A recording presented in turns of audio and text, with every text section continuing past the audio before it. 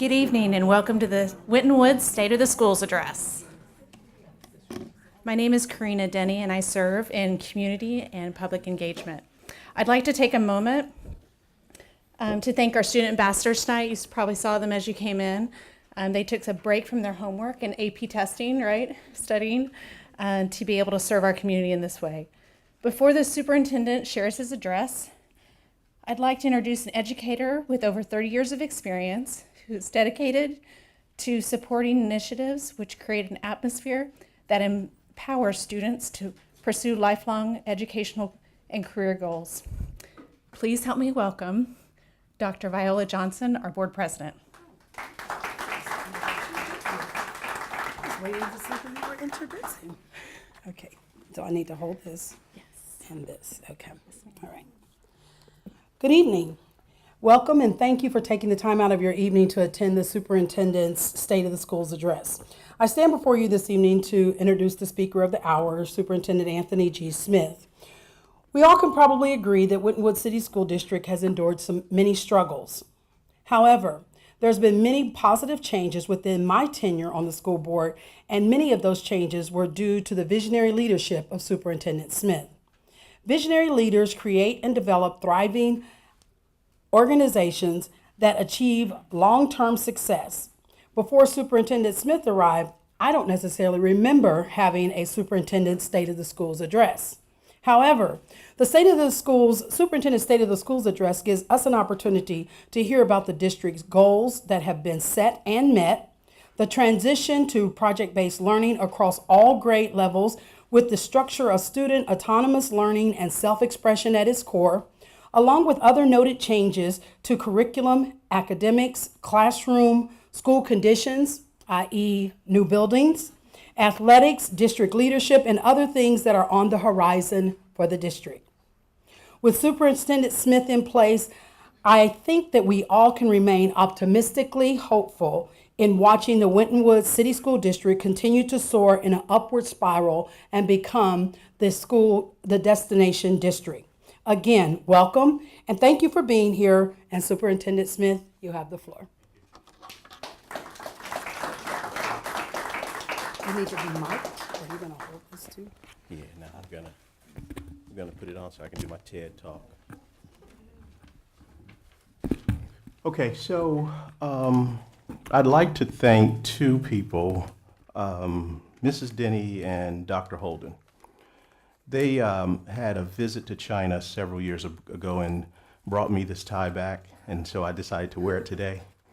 But have you ever worn something and then you get inspired when you put it on? Okay, nobody here, all right. So when I put this tie on today, I started speaking Chinese, and it was kind of weird. So if you hear me get out of sorts with English and I start speaking a different language, then it's the tie that inspires me. All right, so we've got several events going on, and we had to change our date before. We had an original date in April, so we had to change the date until today. But we have boys lacrosse that's happening right now, middle school baseball that's happening right now, a concert that's happening right now. So we're going to try to make sure that we end the program on time at 7 so that you can scurry around and get to some of these other events. The other thing that I want to mention, well, I'll wait because I don't want to give away all the good stuff. All right. So this is what we're going to be able to get done in an hour. The anticipated report card release, the creativity killer phrases, and please look at creativity. We are an educational institution. We do know how to spell creativity. This is the way they spell it in the book, all right? Connecting with the community, department highlights, best in networks. I see my friend back there, Mr. Martin, and I bet he thinks that I put creativity killer because of Kappa Alpha Psi, but no, that's not why I did it. College Credit Plus, and to the next one, Honors Diploma Scholars, Primary Project-Based Learning, Family University, and we have a couple of incredible videos in there. One of the things that, because you guys work and you don't get a chance to see the students in action, we've actually put some videos together so you can see what Little We Warriors projects look like. It's absolutely amazing. Warrior Graduate Rally, Athletic League 2020, Fine arts, NAMM, construction update, shared spaces, community learning center, PreSchool Village, and the central office relocation, and then of course the creativity killer outcomes. Do we have a growth mindset? Each one of these things could go probably for an hour. However, yes, the smile that you have on your face, Dr. Holden, I'm definitely not going to do that. All right. So for those of you who came to hear about the state report card, it will be released in August 2019. So stay tuned. Right now, the legislators, the people who make a lot of decisions about education, especially in the Ohio General Assembly, they're struggling with what to do with this report card, because there are approximately 609 districts in the state of Ohio.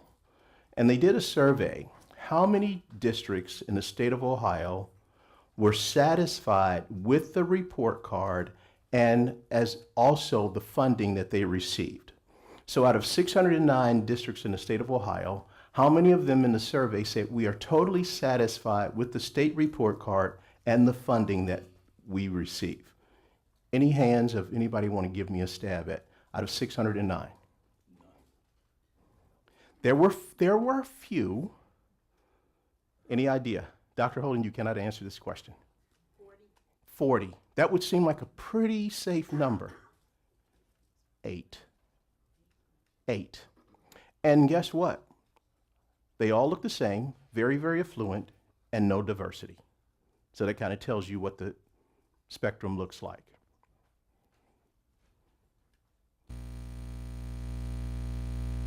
I went to a forum at the middle school, and I was so impressed with their conversation.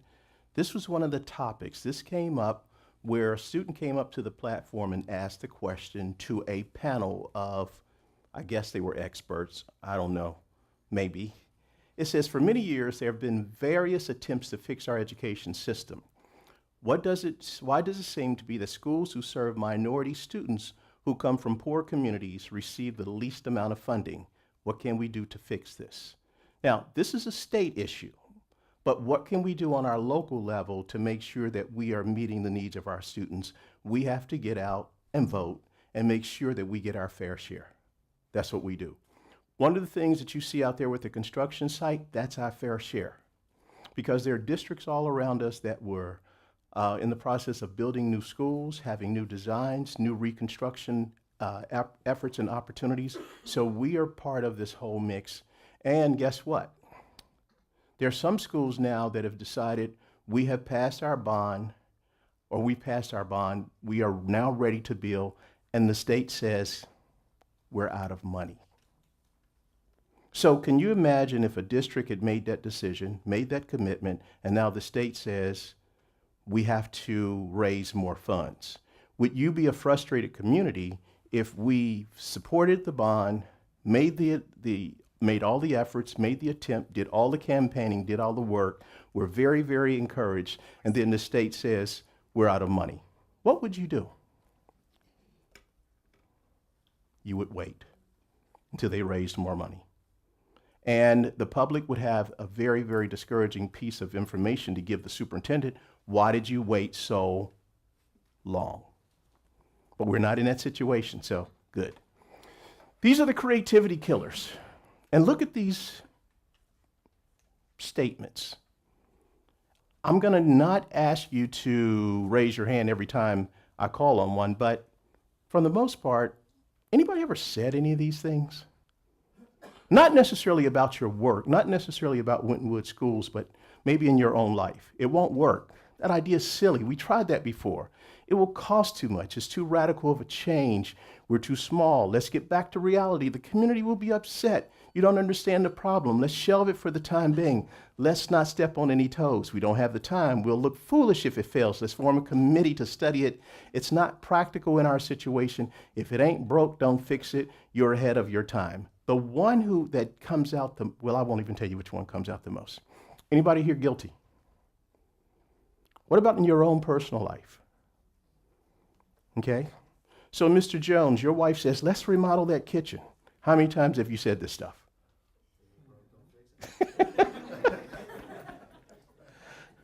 So we are going to, are we ready to pass out the survey? Okay, you already have a survey. Would you please take 2 minutes and check off any of these that you've ever said before? And then someone's going to come around and collect them. If you need a pen, let us know.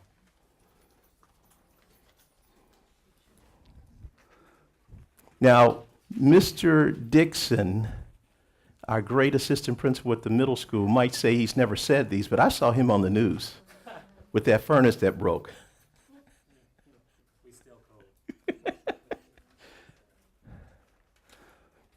All you have to do, you don't have to do anything, just check it if you've ever used those phrases.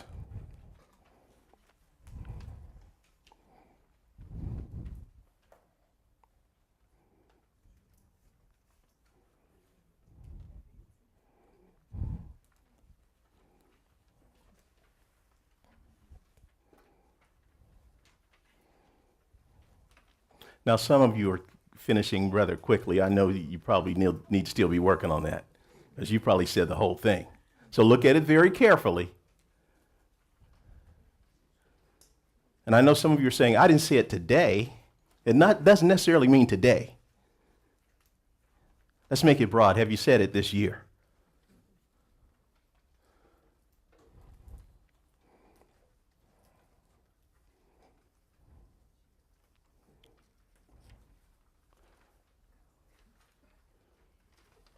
Okay, if you're done, raise your hand. Someone can pick up your survey.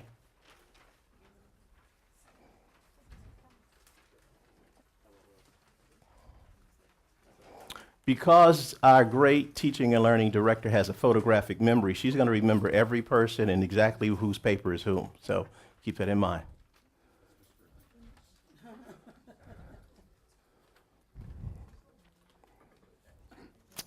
So here's our piece about connecting with our community. Where are we successful? What are our perceived needs? And what are our challenges? What are our dreams? What do we want for our community?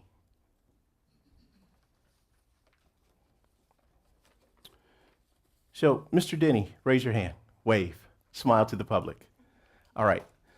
So we were the first district in the state of Ohio to turn in the emergency operations plan, and believe it or not, a lot of districts followed our suit.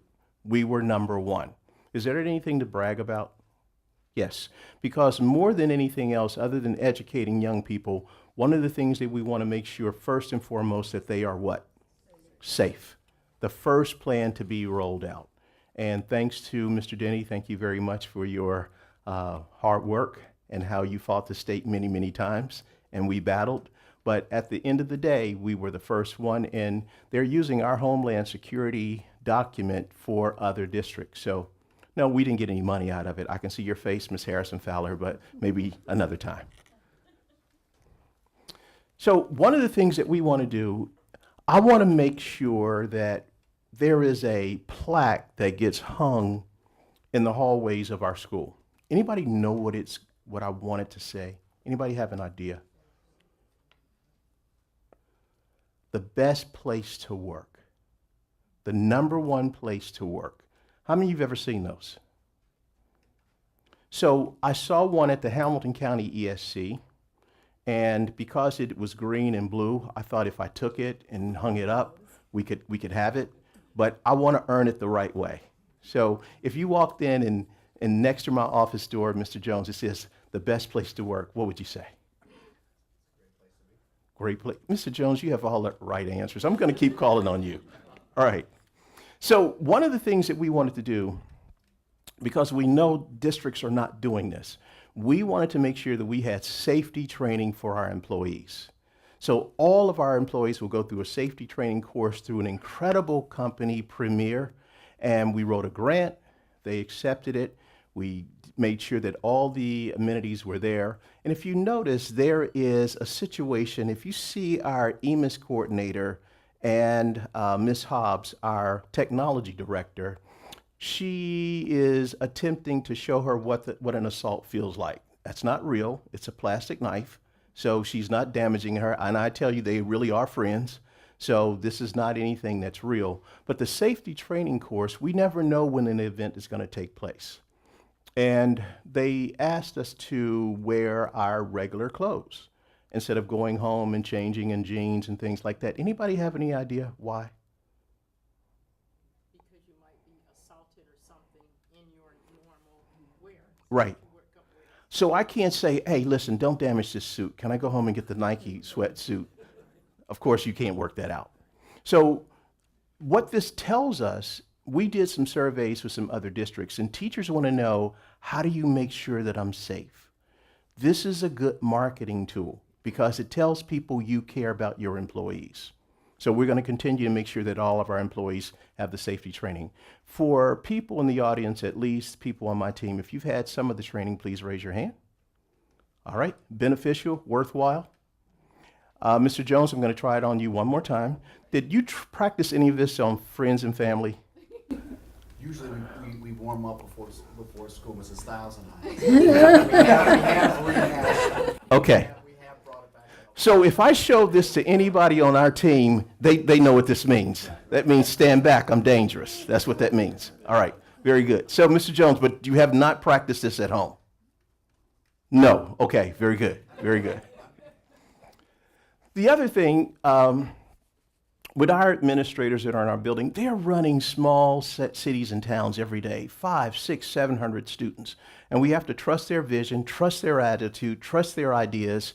So the new teacher orientation, the brand new teacher reception, when new teachers come back to our districts and old, we have our principals actually leading those conversations. Now, some of our teachers will never meet those principals because they're not in their buildings, but I do want them to know that we have some charismatic, incredible, intelligent people running our district, so they lead the conversation. So do you see Miss Martin is on deck, getting ready to come in, and of course you see that looks like Miss Wallace in the back, leading a very incredible professional development series. We don't want to keep coming to you for money. But we do know that we need certain amenities in our schools to make our schools work, to make our schools vibrant, to make our schools exciting. So Dr. Holden and her incredible team wrote the Striving Readers Grant. It was successful. And then there's a Quality Improvement Grant for almost $1 million. And of course, the Striving Readers Grant was $820,000. It's called LETTERS, but you have to look at what LETTERS means. It's language essentials for teachers of reading and spelling. It's a training course. And the reason we have letters is because the professors at some of our local universities don't teach reading this way. So we have to pick up the slack and figure out how to make sure that our kids get all the endorsements so that they can be great readers as they transition through our district. Some districts are saying this has made a very, very huge difference in how they monitor kids' expectations in education. For us, we're using it. We wrote the grant, and our teachers are actually exploring it, using it in a very, very deliberate way, and parents are saying, my child is turning into a better reader. So stay tuned for more letters training. The math mindset movement.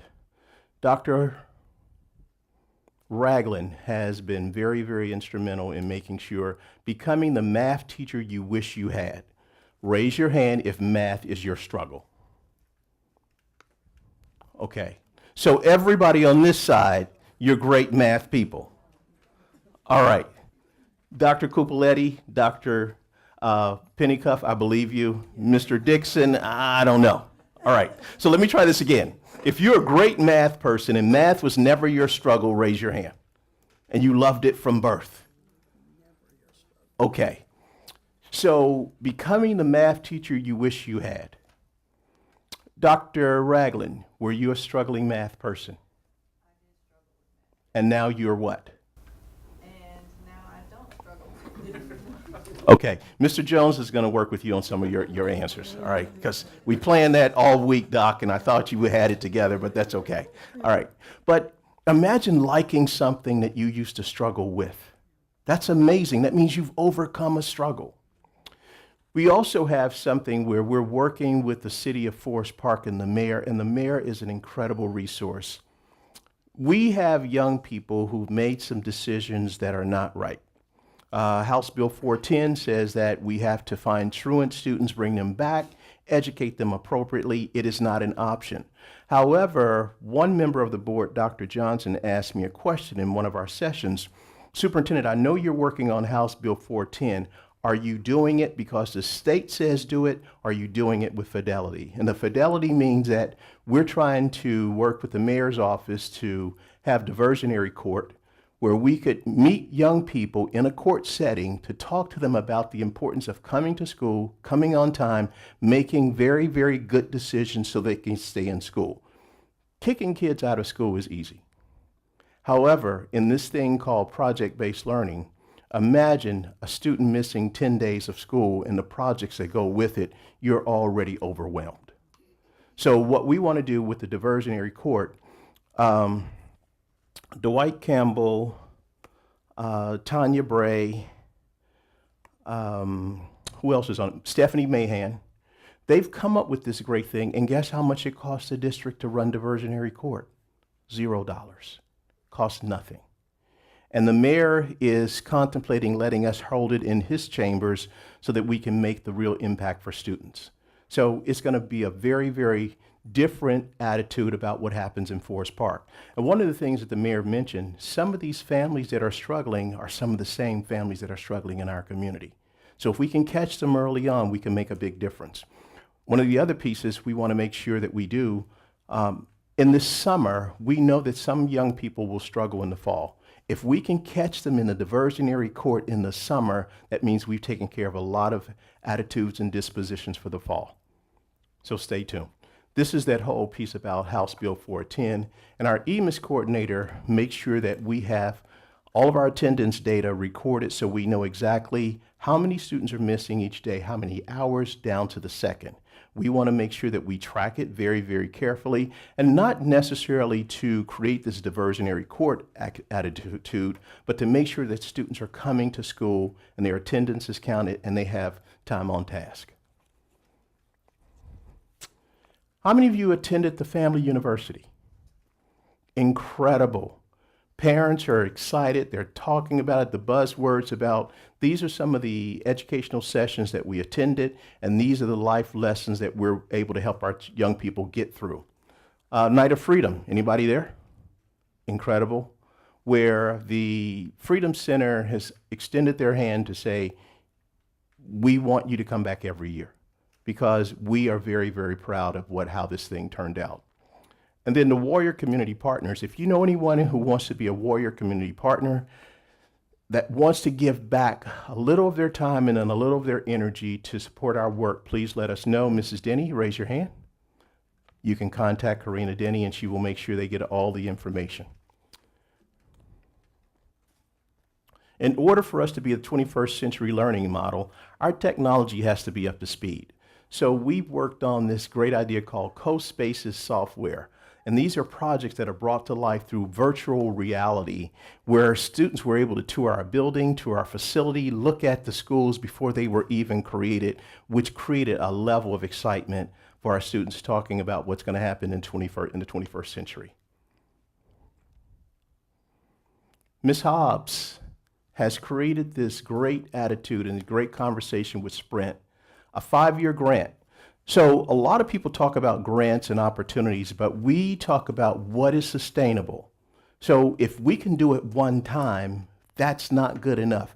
Can you do it 20 times? Can you do it 50 times? Can the sustainability be so enriching that students keep having the benefit of taking advantage of it? So imagine you come up with something where it's exciting, it's innovative, it's creative, but you only do it one time. Well, most people can do it one time. So what I've asked my executive team to do, when we're talking about creating opportunities, let's create these opportunities where they are sustainable so every child gets an opportunity to be part of it. The 1 Million Project. That looks like Ms. Kuhn. She looks excited. She looks happy. So this is the plastic bag, the time to bag it. And we are part of INTAC, and they were voted the best in network finalists. And they did something around plastic bags. And is there a video to go with it? All right, let's see it. We're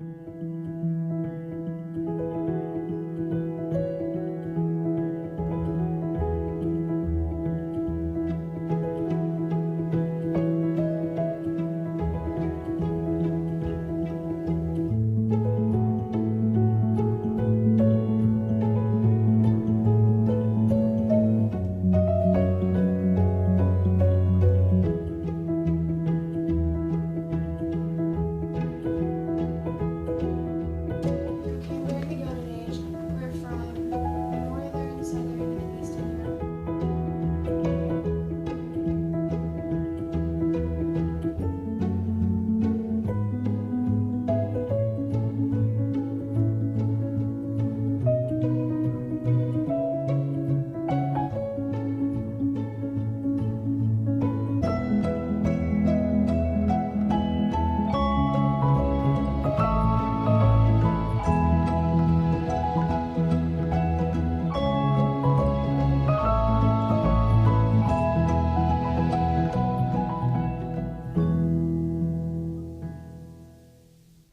Fantastic. We didn't win the first prize, but we were being considered, so that's a good thing.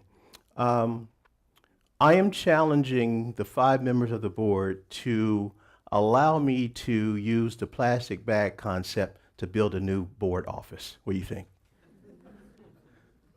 Go for it, Mr. Brady? Okay, all right.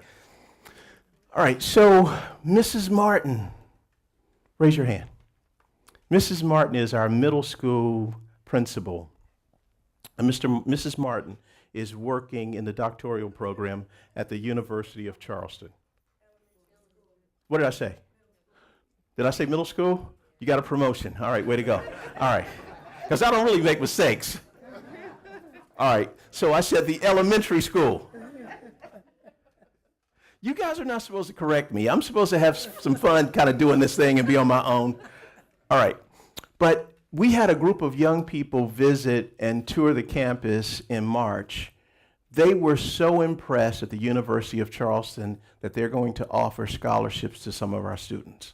So when you talk about the enthusiasm, the attitude, the confidence that young people have because they've had the experience of project-based learning, the University of Charleston, their professors were saying, we've never met kids like this before. So bravo. Thank you. Yes. It's in West Virginia. All right, very good. And then how many of you know Brendan Lowry? We're going to bring him to a board meeting because he was the top 10 finalist for the National Watershed Competition. That's a future engineer up there. So stay tuned. So we talked about College Credit Plus. The problem with College Credit Plus is where does it usually live?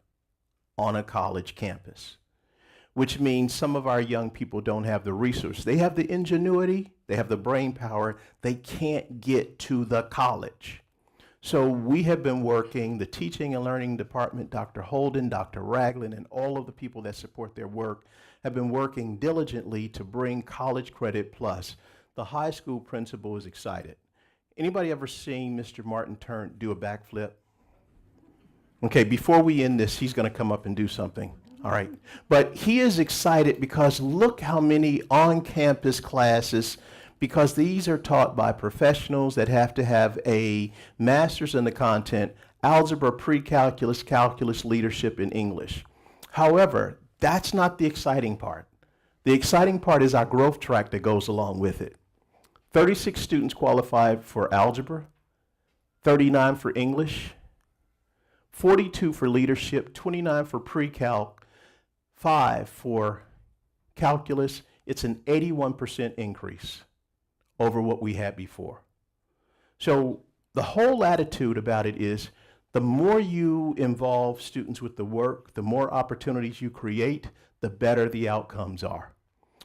Doc, both for my professionals in the teaching and learning department, when you were working on this, did you know it was going to increase by 81%? Any idea?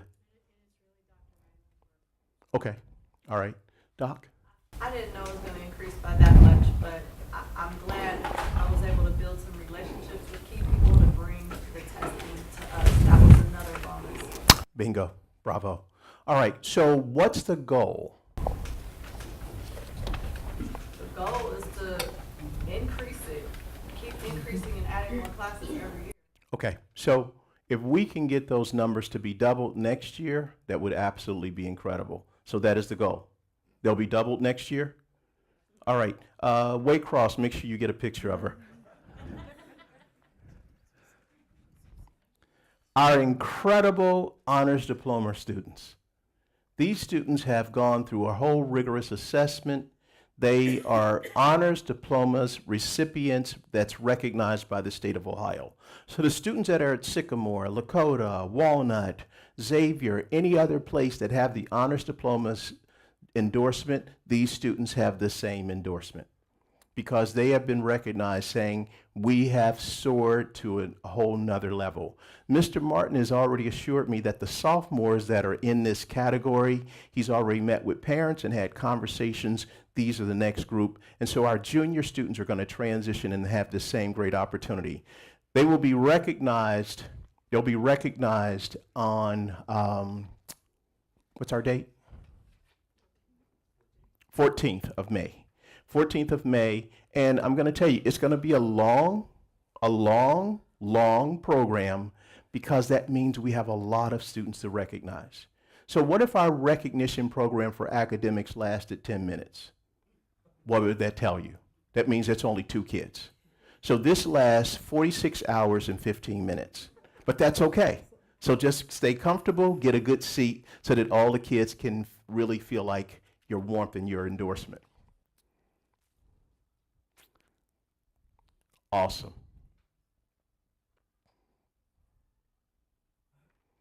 I've got to work on something. We've got to get a few more guys up there, but we'll talk about that.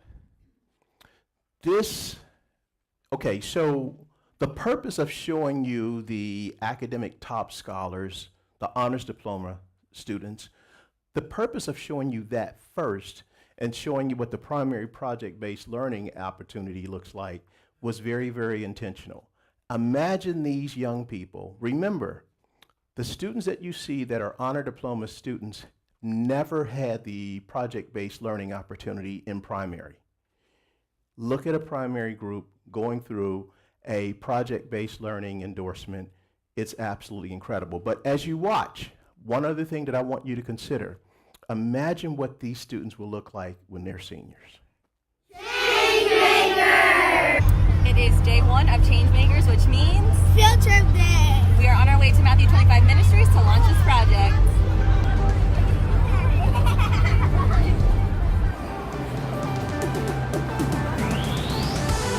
Think what a flood might look like. So all of the water would have come in this home. This kind of line here, this is how high the water would have risen in this home. When the water leaves, a lot of this stuff's actually going to be left behind. So even though all the water's gone, the home would still look something like this afterwards.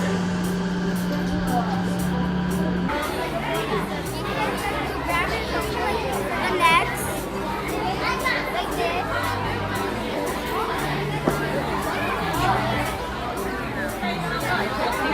Put them back over here.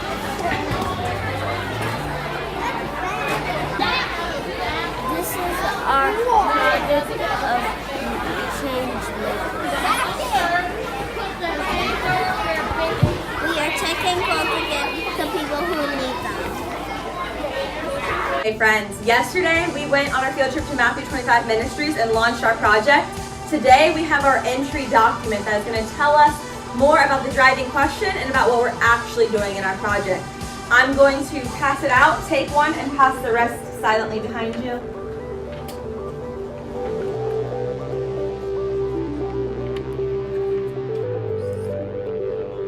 Ministry sector. The work of Matthew 25 Ministries helps the poor of the poor as well as disaster victims through the United States and around the world. We're asking you to start a food drive. Now that we have already read the entry document a few times, we are going to talk about what we know about this project, and what we need to know in order to complete this project, be change makers, and make the world a better place, make a difference in the world. So, think, what is something we know about this project? What did the entry document tell us about what we know we need to do? We just talked about what we know we need to do in the project. So we said we know that we have to have a food drive. We know that Matthew 25 helps disaster victims and the poor. They ship food to people who need food. We know that our goal for this project is to make a difference. And how are we specifically going to make a difference? You guys said that we were going to have a food drive to donate to victims of natural disasters. In order to get people to donate, you said we are going to persuade people to donate by creating flyers. That is what we know we are going to do. Let's talk about now what we need to know in order to make this successful. What are some things we need to know, Alyssa?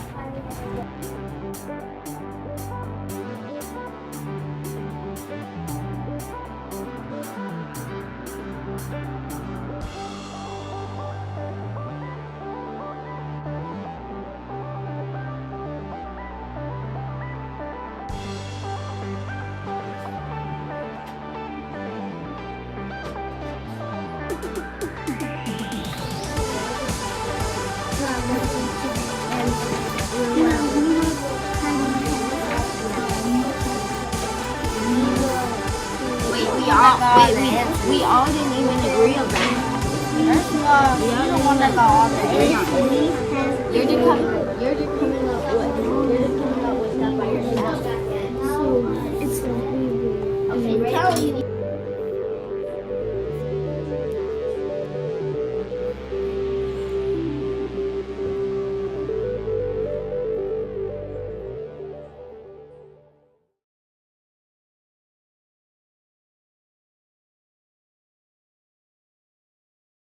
Okay. So can you imagine what those students will look like 10 years from now? They will be some of the most exciting developers in this particular region because now they've learned how to collaborate, work together, have respect and develop relationships, and they're in the second grade. So the students that are honors diplomas winners or recipients, what if they had this opportunity in the second grade? They would be world class. But they're world class anyway, so it doesn't matter. Okay, so here were some of the topics at the Family University, and parents came back with so many glowing remarks saying, this is what I needed in order to help my student progress and be successful. Project-based learning in ECHO, your student in social media, the NCAA initial eligibility, STEM for parents, your questions. More, English as a second language, college financial aid, math strategies and resources, and also the gifted. What we did is before we started creating the Family University, we put out surveys to ask parents, what are some of the things that you want to help your child become a better learner? We didn't just come up with some of these topics on our own because they were convenient. We wanted to know, what do you need as a family? The Night of Freedom, very exciting. It gets better every single year. We had another great crowd, like 1,500 people visit, and that's not talking about the participants. So if you missed it, you know, one of the students came up to me and he says, Superintendent, have you thought about charging for this? So I'll let you know how that works out. $10 a person, I can tell you. $10 a person at 1,500 people, math people, tell me, how much would I make that night? All right, you know what Mr. Jones said? A lot. This Warrior Rally, I'm gonna tell you, I had to, because I have to tell you the good parts and I have to tell you the other parts that kind of sneak in the back door. I mentioned this to Mr. Martin. He says, yeah, that's a good idea for next year. So I had to call on other people from his staff. I had to call on Ms. Strouser, Ms. Crenshaw, Ms. Harrison Fowler, and they kind of attacked him, say, I think the superintendent wants to do that this year. So we had the graduates walk through all of the schools because remember, our students, our little kids don't get a chance to see these guys up close and personal. They see them at a graduation, maybe, depends on if they're there with the family. They see them on the stage. They never get a chance to hug them. They never get a chance to say, "You're my neighbor." They never get a chance to say, "That's my big brother walking through with this cap and gown on. He's making it." I knew we hit a home run when one of the students at Mr. Day's building, a 5th grade kid, said, "That's Rico. I never thought he'd make it." Wow. So they actually have the endorsement, "Do these kids look happy?" And they didn't want to do it. And then after they did it, they're like, "Man, we want to do this every year." Now, the one thing about it, you only get a chance to do it one time. So if you're doing it every year, there's something wrong. So that was just incredible for us. And of course, the NAMM Foundation, the Music Foundation, we are part of that historic opportunity where music becomes a very, very essential part of who we are and what we do. And believe it or not, some districts are cutting music because of budget. We can't tamper with it. It is too part of our core and too much of our belief. And the NAMM says, guess what? Congratulations, Winton Woods, for another year of the celebration. The village. It takes a village. So now we have this preschool village coming in, and there's going to be, listen very, very carefully to the voice sampling for this particular one. It sounds like Diane Sawyer or some great reporter from New York, but be very, very careful. Listen to this oversampling. This is the village. Welcome to the Preschool Village at Winton Woods City Schools, where our youngest warriors begin their educational journey. 2016-17 school year, the district began to offer an all-day preschool option as well as morning and afternoon classes. For teachers, all-day instruction provides increased teaching time in all subject areas on a daily basis and allows teachers more opportunities to work in small group settings as well as one-on-one with each student. Our village teachers cultivate learning in a way that is paced to meet the needs of all students. The preschool program has inclusionary classrooms that serve children with special needs and typical developing children. Our goal is to provide instruction at each child's level so that individual learning needs are met. Winton Woods City Schools preschool program has received a 5-star rating, the highest possible rating from the Ohio Department of Education. This quality tiered rating system was created to recognize and promote early learning and development programs all across the state of Ohio. Winton Woods City Schools believes in the importance of offering all-day preschool to its families. This opportunity helps to build a strong foundation for future success and equips students with confidence, independence, and the skills necessary to enter kindergarten. We all know that it takes a village, which is why we welcome and encourage parents, guardians, friends, community members, and anyone else who has an important role in the life of our preschoolers to be a part of their educational experience. Parents can be assured that their child will be loved and cared for by our teachers. We warriors attending preschool in Winton Woods City Schools join students throughout the district in achieving their highest potential. They are warriors making a difference. Every student, every day. So can you imagine, did you hear that beautiful, sultry voice? What if she had PBL as a 2nd grader? That'd be incredible. Yes. Miss Stiles, raise your hand. Miss Stiles came to my office several weeks ago and she says, "Superintendent, I have some good news and I have some bad news." And of course, I always want the bad news first. She says, "Where's central office going to move? Because we're going to fill that intermediate building with preschoolers. It is going to be at capacity." And I said, "Well, we're supposed to have that shared space." She says, "I don't think there's going to be any space for you because we're going to have 500 preschoolers in that building." So imagine 500 preschoolers and no young people on the waiting list. That is the part that really enhances our community, where every young person who comes to our door gets a quality education and keeping a preschooler all the way. So you saw 2nd graders on a project launch. Can you imagine preschoolers on a project launch, what they'll look like 10 years from now? So Ms. Stiles is saying, we're evicting you. I have to figure out, and maybe that plastic bag program might work out for us later on. All right, we've been waiting for this. We've been waiting for this league to come about, and we are part of the Eastern Cincinnati Conference. Long overdue. Thank you for your enthusiasm with this work, Mr. Pennycuff. I know you helped push it and had some great conversations. But look at the championship team. It looks a little different. Boom. There it is. Okay, so these schools, keep in mind, don't look like us. What does that mean? Any idea? They expect us to be athletic, but they also expect us to be different.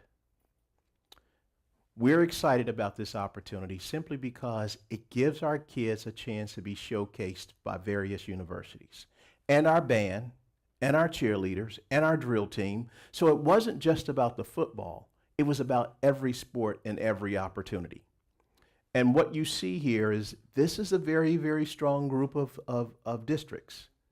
They win championships, they win banners, they get endorsed, they get put on sports of all sorts, Channel 19, they get their names in the paper. Now we're part of this organization. And we are excited because it took a lot of work. How many years did it take us to get into this league? 5 years. Now we're here. Now, guess what? This is called the Winton Woods League. This is our league now. And so they have to kind of follow suit with us. So here are all the offerings of sports that we have in our district. And you can see it's a very, very strong variety. In order to get into the league, you had to have a strong resume of sports in order to compete with some of the middle school opportunities. So here's some things. If you notice, there are 2 items that are starred. Baseball in the middle school was never there, had never been there before. Our coaches in the high school are excited because they're saying those are potential scholarships. Parents, raise your hand. If someone came to you and said, your child gets to go to this university for free because he has strong academics, she has strong academics, and she can participate in this sport, what would you say? Sports are only here to enhance the academic program. It is not the other way around. And so it's very important for us to make sure that the academics come first, sports come second, but they can come collectively together. The other one was the girls softball, and we're going to make just incredible headway over there. Ms. Roselle, thank you for being the incredible coach. The girls think that you're wonderful, and thank you for signing on for the next 10 years. Appreciate you. All right. Here are other extracurricular activities. And, you know, someone would say, Superintendent, why are you showing this? I'm saying to you that there's something for everybody's child. It may not be the sport, but it can be the club. It can be the activity. And we can also make sure kids are engaged to make sure that they understand that these opportunities are created for them by teachers and some by students.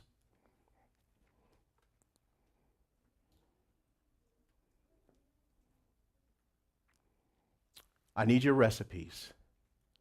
So if you notice, these are thick cookbooks, and Mrs. Denny has already assessed that there will be 5 volumes. All right? So this started out saying healthy cookbook. Now some of these recipes that are coming in, it just says cookbook. Because some of these are cholesterol busters. I mean, that'll just have things just all over the place. But we have a board member, and he is so exciting. We had a work session, and we said, bring in your recipe. He brought in the real recipe. So he poured split pea soup for everybody. And after I drank it, I felt stronger and taller. So there's something in that soup that Dr. Copoletti brings along the way. So if you want to feel energized, stronger, and taller, make sure you get Dr. Copoletti's split pea soup. I'm going to add a part of the recipe, and mine is going to be called the Superintendent's victory salad. So you can only eat it if you're going to be a winner. Just enough to go around. It's okay. This bus, how many of you have ever seen this bus ride around? Now, hopefully you haven't seen it at like local bars or things like that. It's a nutrition bus, all right? It shouldn't be parked at certain places.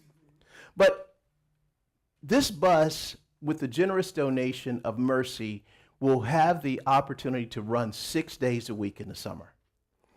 Mr. Denny, how many students did we serve with this bus last year? 12,000 students. The goal is what? 26,000. Because a student came up to me and he says, Superintendent, does this bus run on Saturdays? And I said, no. Guess what? This year it does. The bus runs 6 days a week. Now, let me show you how great my executive team is. Raise your hand if you volunteered to ride this bus in the summer to be part of this experience.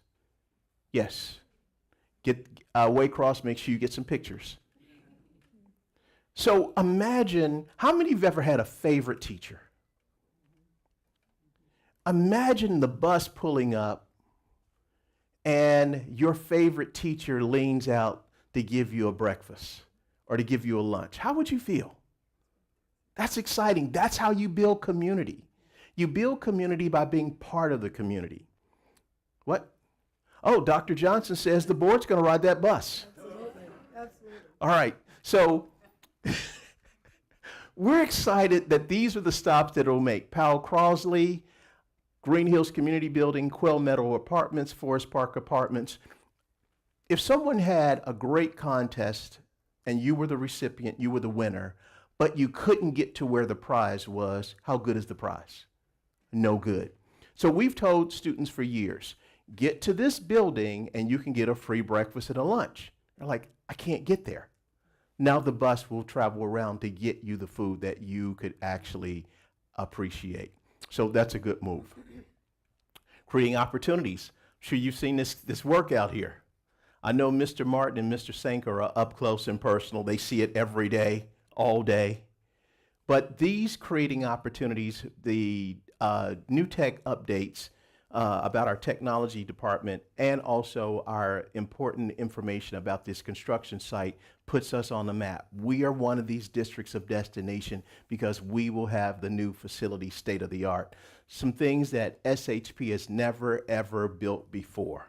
Again, SHP is working with our community engagement coordinator. They are so excited about it that they want to do a documentary on the school. They've never done that before, so stay tuned. When we were selecting our construction manager and the architect, one of the things that Mr. Denny and I were both very, very inspired by, I don't want you to just build us a building. I don't want you to just create this incredible campus. Will you come back and give our kids some experiences in the world of construction, in the world of architecture, in the world of design, based on how you see the future? I want our children to have some experiences. So down the road, we're going to have Skanska Megan and SHP. They're going to take young people on tours, show them what the construction business looks like. That's part of their commitment. That's why we chose them. Because they're not just building, they're talking about what our future looks like. There's the auditorium. That's where we'll do a lot of defeating of other people in the ECC.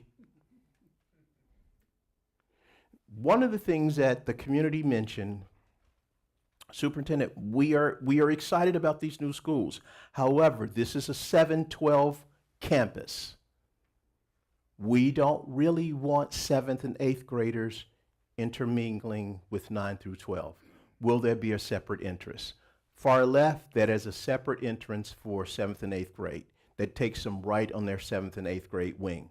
They don't have to cross paths with high schoolers. Parents were very, very encouraged by that attitude, saying that we want separate, but we want equal. And now they will have a separate path and a separate entrance to facilities. Okay. That's the trophy case. And right here is our spirit shop. So And if you look down to the far left, you see where the arena is. It looks like anything that's on a college campus. You'll see this has a collegiate feel to it because that was where our design efforts were.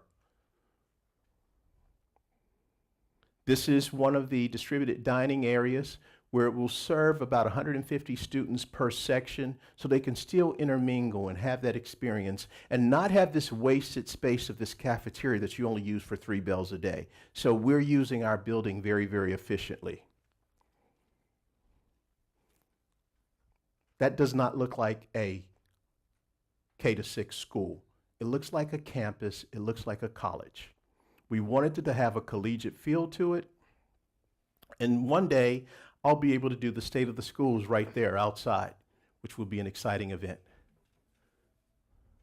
The learning stairs, exciting.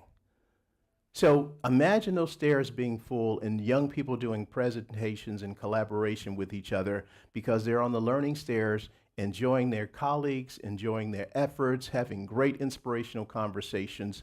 This will be a wonderful addition to our school.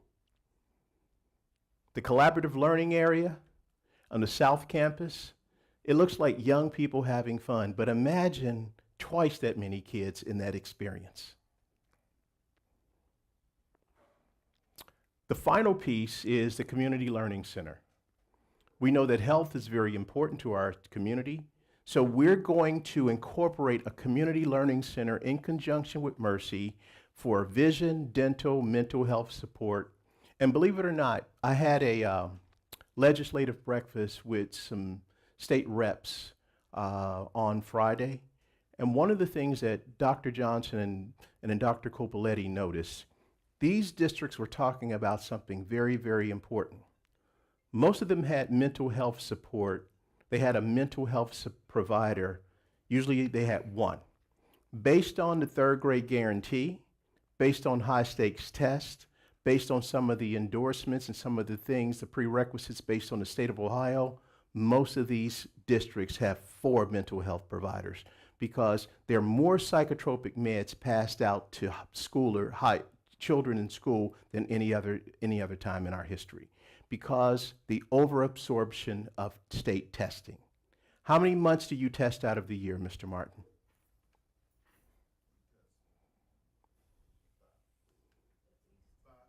Yes. And so these tests are so high stakes, we're actually trying to get the state to minimize some of these tests so that they don't have to have so many consequences where 3rd grade kids are having anxiety about moving to the 4th grade. That's big. That is a huge thing. So the mental health pieces that districts are enduring is really about the struggle of testing. But we have to make sure that we don't make excuses. We're going to have mental health providers and support in our schools to help our children get through it. Where is Coach C? Not here tonight. Coach C is an incredible scientist. And one of the things that we've done now, we're going to have a collaboration game with the teachers and the administrators. And I think Coach C knew that it was going to be a bad deal. So he created this weather thing where it rained all day, but we're going to catch him again. So if you want to see something fun and exciting, and I probably can hit a home run left-handed and right-handed, depends on how far the fence is. If you move the fence closer in, I think I can do it. But there'll be a big game Thursday, May 23rd at 4 o'clock. Where we don't call it our softball game where we're versus the teachers. It's a collaboration experience. We don't go against our teachers. We work with them. Okay? Thank you.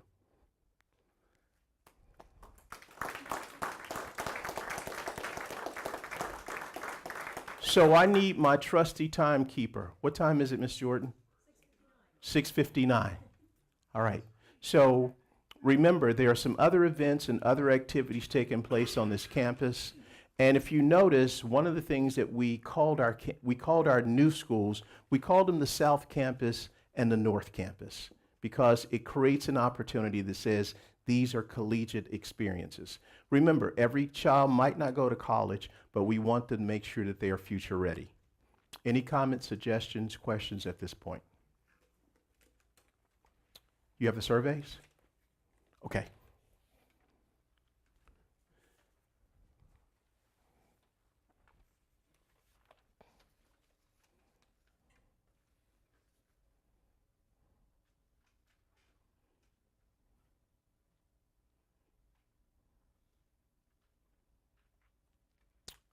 All right. So do we have something to pass out at the end of what we want these numbers to look like? There you go. That's our suggestive language. All right, so keep that in mind. Thursday, September 5th will be our next State of the Schools, and thank you guys and have a fantastic evening. Yes, ma'am.